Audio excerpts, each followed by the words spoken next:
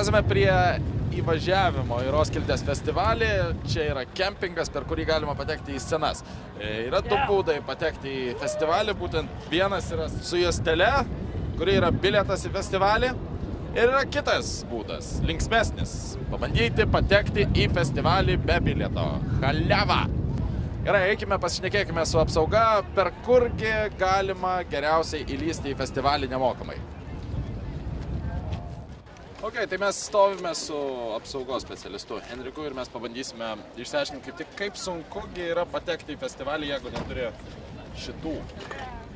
So Henrik, how is the security in Roskilde? Would you say that it's tough? I think it's fair. We get good training before we start, and everybody is having a lesson, say what to do and how to do it, and you always have a manager or leader on each gate. So I think it's okay.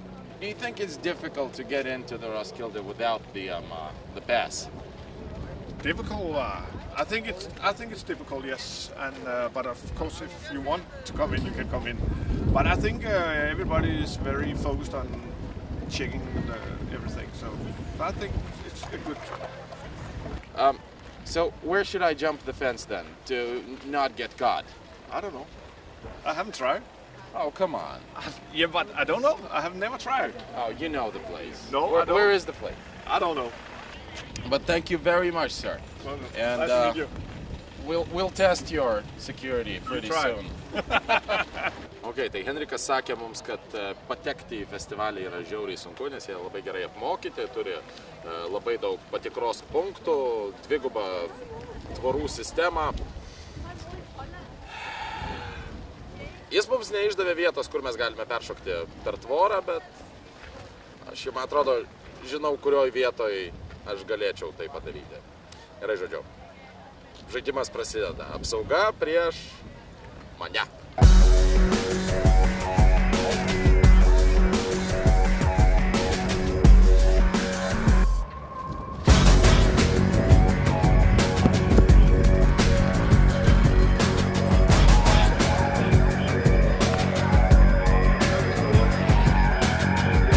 Kaip išsiaiškinom, į Roskildę patekti be bilieto yra, kaip ir minėjo, bičiulis prie vartų gana sudėtinga. Aš jau tai įsitikinau šiek tiek su mažom traumom, bet pavyko juos įtikinti, kad visgi aš turiu bilietą ir viskas tvarkoja. Čia viskas buvo tipo bajeris, bet gavosi taip, kad jie norėjo man pripaišyti baudą, kuri yra nei daug, nei mažai, 3000 kronų, tai yra 1500 litų.